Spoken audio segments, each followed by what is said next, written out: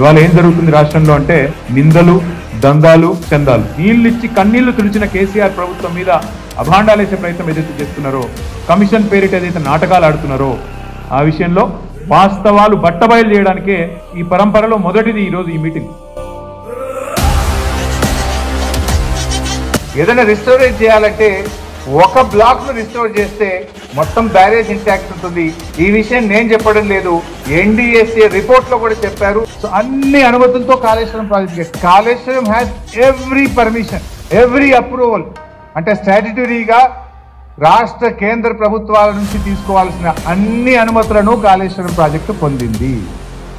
అందుకే గోదావరి జలాల విషయంలో కానీ, కృష్ణా జలాల విషయంలో కానీ ఈ రాష్ట్ర రైతాంగానికి, రైతాంగ ప్రయోజనాలకు ఎన్నటికైనా శ్రీరామ రక్ష కేసీఆర్ గారి నాయకత్వమే అనే మాట చెప్తూ జై తెలంగాణ.